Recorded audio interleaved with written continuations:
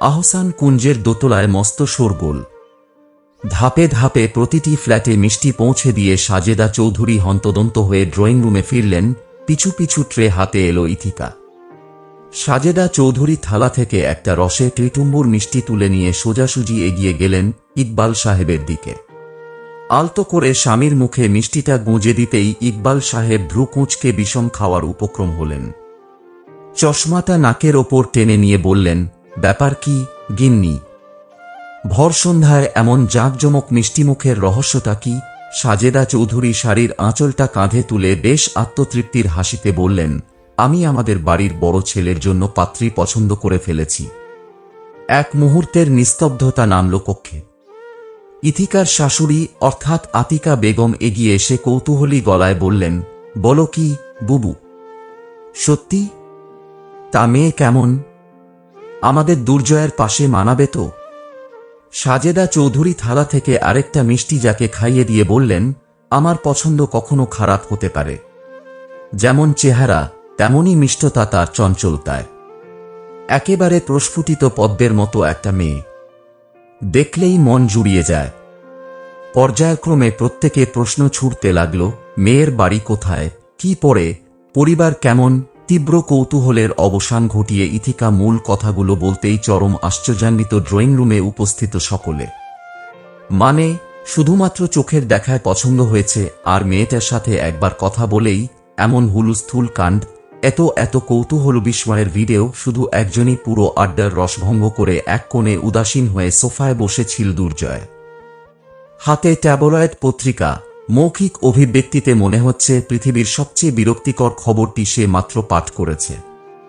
ইকবাল সাহেব হালকা হেসে ছেলের দিকে তাকিয়ে স্ত্রীকে বললেন, সবই তো বুঝলাম, কিন্তু প্রধান আসামির অভিব্যক্তি তো বলছে সে এখনো বিচারে সায় দেয়নি। সাজেদা চৌধুরী দুর্জয়ের দিকে এক পলক তাকিয়ে চোখ বড় করে বললেন, ওর অভিব্যক্তি নিয়ে আমার কোনো মাথা ব্যথা নেই। আমি যা ঠিক করেছি সেটাই চূড়ান্ত।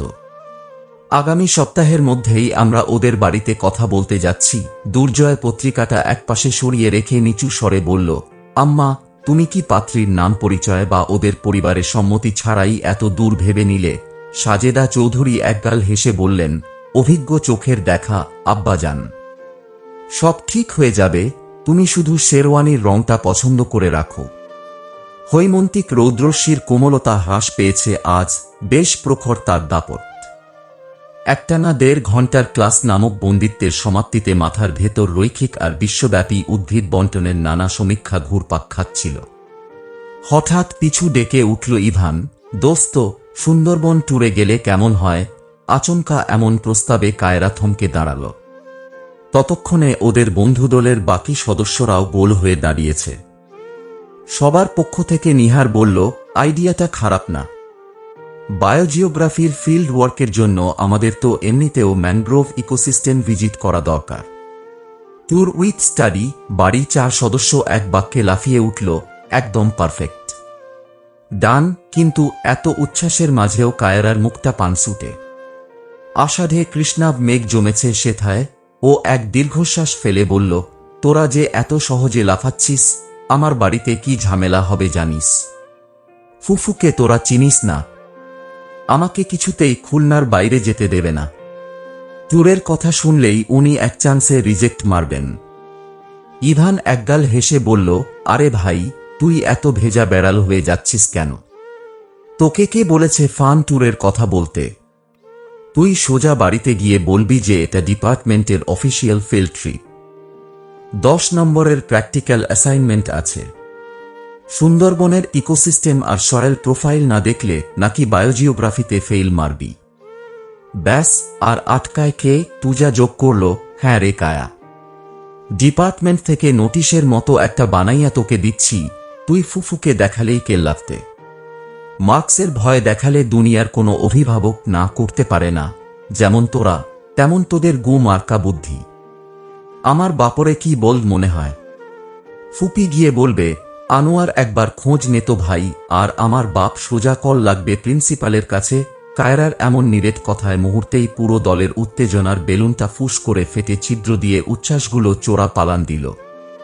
হতাশ লোচনে তাকালো সবগুলো।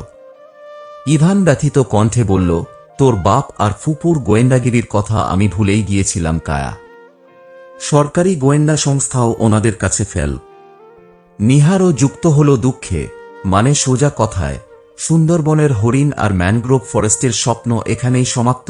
শুধু সমাপ্ত না, একবারে ভস্মীভূত। তোরা তো জানিস না আমার ফুপুর নাম কেন আয়রন লেডি। ঘর থেকে বের হওয়ার সময় প্রতিটা সেকেন্ডের হিসাব ওনাকে দিতে হয়। খুলনা থেকে একদম খুলনা ছেড়ে সুদূর সুন্দরবন পর্যন্ত যাওয়ার পারমিশন অসম্ভব। ওনার সামনে এই প্রস্তাব রাখা মানে নিজের পায়ে নিজে কুড়ালো মারা। আর ভুলক্রমে যদি বাবা প্রিন্সিপাল স্যারকে ফোন মারে, তখন তো ট্যুর তো দূরের কথা, এই সেমিস্টারে আমার বাড়ি থেকে বের হওয়াই বন্ধ হয়ে যাবে। তুজা হতাশ কণ্ঠে বলল, কি যে করিস না কায়া। তোদের এই কঠোর শাসনের জন্য আমাদের মতো নিরীহ বন্ধুদের জীবনটাও তছনছ হয়ে গেল।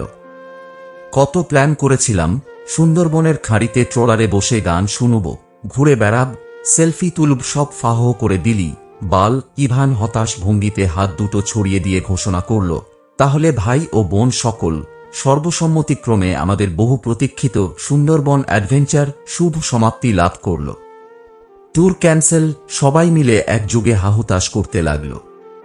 তবে কায়রা ওদের মন খারাপ দেখে একটা শয়তানি হাসি দিয়ে বলল, আহা, এত কান্নাকাটি করিস না তোরা। সুন্দরবন না হয় হলো না, কিন্তু রিকশা নিয়ে গোল্লামারি ব্রিজে গিয়ে ফুচকা তো খাওয়া যায় নাকি? সেই টাকাটা কে দিবি বল? ইভান খেঁকিয়ে উঠে বলল, তোর ফুপু দেবে।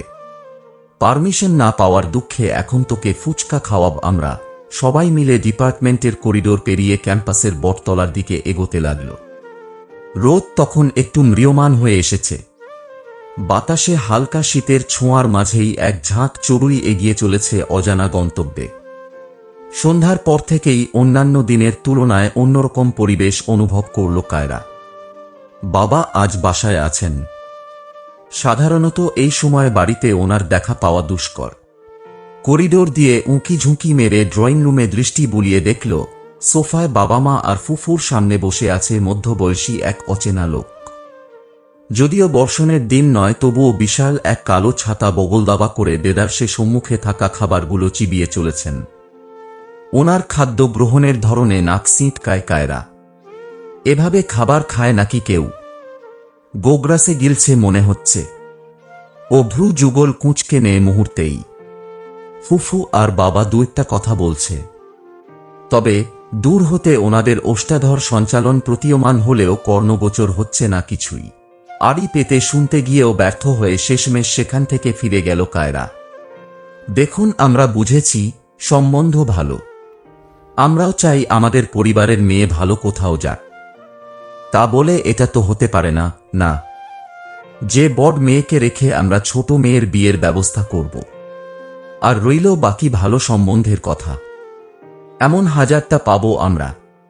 আঞ্জুমান ইয়াসিরের এমন গম্ভীর কথার প্রত্যুত্তরে কাশেম সাহেব ফিচেল হেসে দাঁত খুঁচিয়ে বললেন, ভাইবা চিন্তা কন আপা, খুলনাতি আপনাকে মাইয়ের লাইগে ভালো সম্বন্ধ পাবেন, ইরা সত্যি। কিন্তু ইরান একটা ছুয়াল হাতছাড়া করা বোকামি হবে।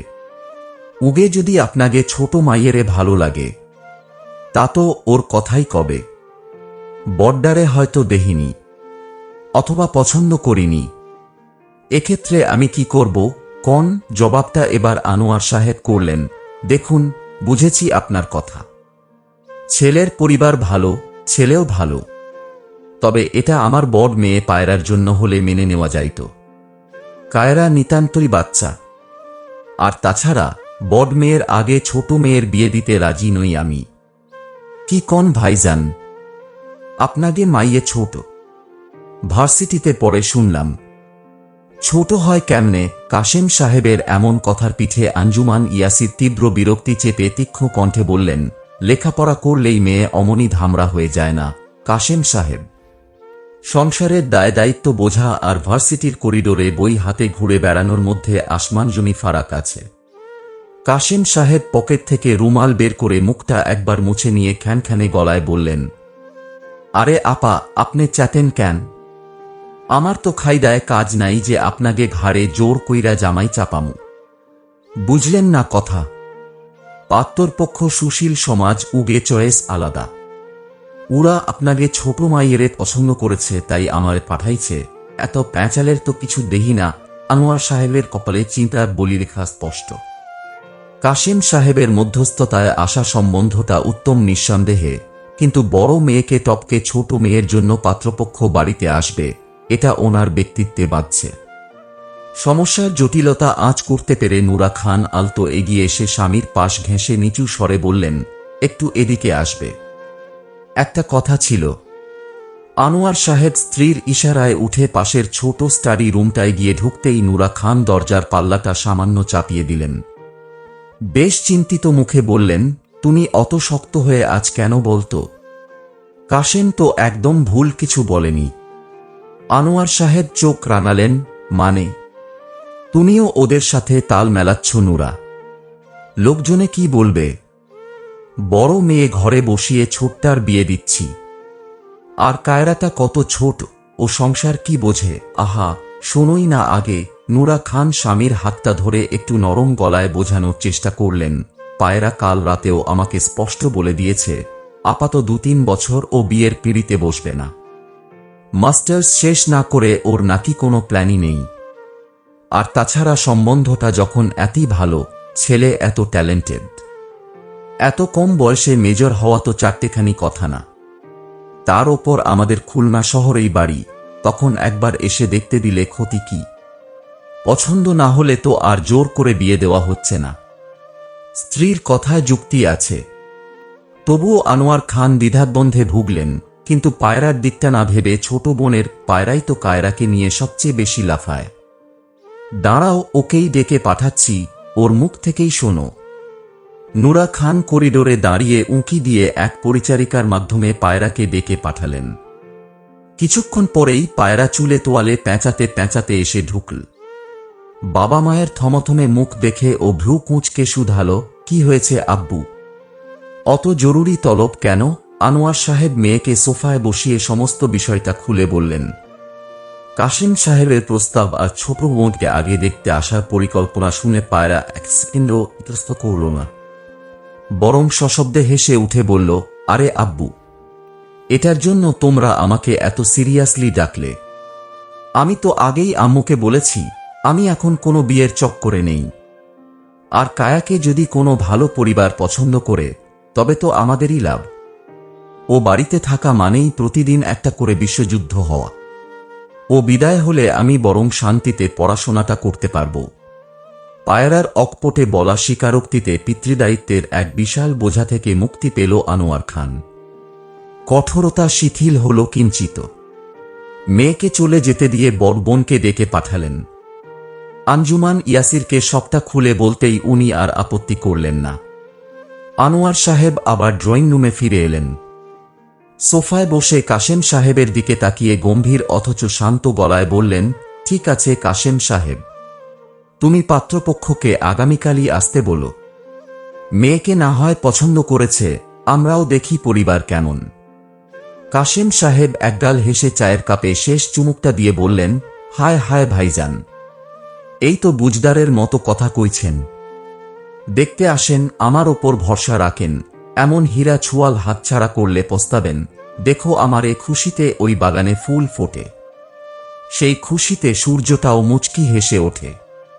উচ্ছ্বাসিত কণ্ঠে গানটি গাইতে গাইতে এসেই বালিশের উপর উপুড় হয়ে শুয়ে পড়ল পায়রা। কায়রা দর্পণের সম্মুখে দাঁড়িয়ে সবে চুলে চিরুনি চালনা করছিল। বোনের এমন আকস্মিক খুশির কারণ না বুঝে মুখ কুঁচকে তার দিকে চেয়ে কৌতূহলী কণ্ঠে শুধালো, পাগল টাগল হয়ে গেলি নাকি? পাগলের মতো গান গাইতে গাইতে এসে আমার বিছানায় শুলি কেন?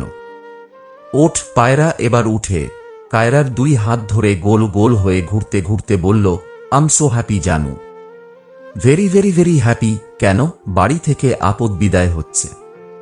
মানে ঘটক এসেছে, জানিস ওই ধেড়ে করে বলদা মতো লোকটা ছাগলের মতো পান চিবোচ্ছিল, ও ঘটক। বোনের এমন উপমায় নাক সিঁটকায় পায়রা। হ্যাঁ, কিরে তোর বিয়ে ঠিক হয়ে গেল? ছেলে কি করে? নিশ্চয়ই কোন বুড়ো ধরে এনেছে। অবশ্য হিরো আলমের মতো না হলেই হচ্ছে। বয়স ম্যাটার করে না, বুঝলি? আরে ধুর, আমার বিয়ে কেন হবে? বিয়ে তো তোর হচ্ছে, হোজ্জাট, পায়রার বলা শেষ অনাকাঙ্ক্ষিত কথাটায় বিস্ফোরিত নেত্রে চাইল কায়রা। থমকে গেল এতক্ষণের উচ্ছ্বাসিত পদচারণা।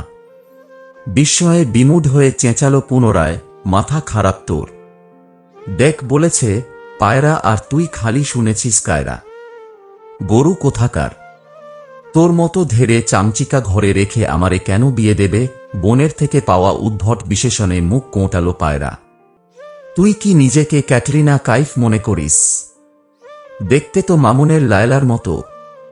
আর এমনিতেও পাত্রের ছেলে নাকি তোকে পছন্দ করেছে শুনলাম। আমার বিয়ের প্রসঙ্গ আসছে না সিস, হেওয়ার্ড দাও কি ভাই? জানিস ছেলে কে? আর্মির মেজর। আমাকে বলছিলি না একটু আগেই বয়স ম্যাটার না? আসলেও বয়স ম্যাটার না বোন আমার। লোকটার বয়স কত হবে? ওই 35-40, বাট এটা ব্যাপার না। মানিয়ে নিস কেমন? এমনিতেই বিয়েতে দ্বিমত আছে, তার ওপর ছেলে সেনাবাহিনী, আবার মেজর। জিন্দেগিতে এই বিয়েতে সম্মতি দেবে না কায়রা। ও চেঁচিয়ে কিছু বলার আগেই বড়ফুফুর ডাক পড়ল। তবে ওকে না, পায়রাকে ডাকছে। পায়রাও নেচে নেচে নিচের উদ্দেশ্যে ছুটে গেল। ও যেতেই বিছানায় ধপ করে বসে পড়ল কায়রা। মস্তিষ্ক বিক্ষিপ্ত হয়ে থাকলেও বিচারবোধে এটা স্পষ্ট বুঝল, এখন বাড়ির কাউকে কিছু বলে লাভ হবে না। বিশেষত আঞ্জুমান ইয়াসিরের মতো আছে মানে সেটাই চূড়ান্ত। দিকবিদিক জ্ঞান শূন্য হয়ে পড়ল কায়রা।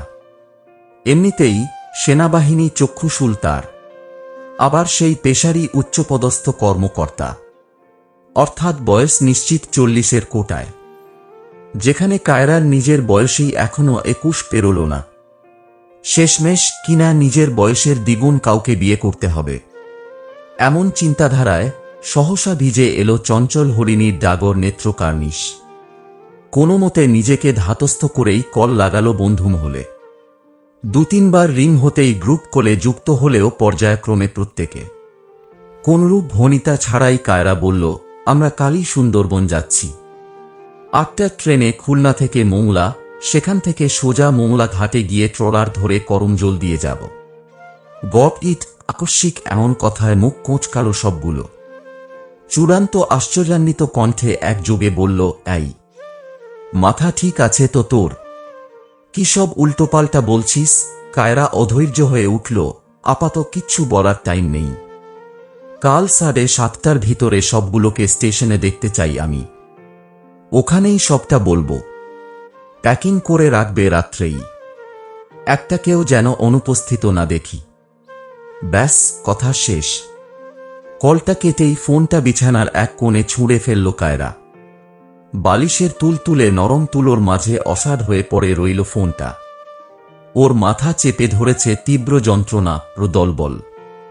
তার জীবনের এত বড় একটা সিদ্ধান্ত, অথচ তার নিজস্ব কোনো মতামত নেওয়ার প্রয়োজনটুকুও কেউ বোধ করল না। তার ইচ্ছে অনিচ্ছেগুলো কি এতটাই নগণ্য? তাও যদি লোকটা সাধারণ বা স্বাভাবিক কেউ হতো, তাও না হয় মনকে একরকম বুঝ দেওয়া যেত।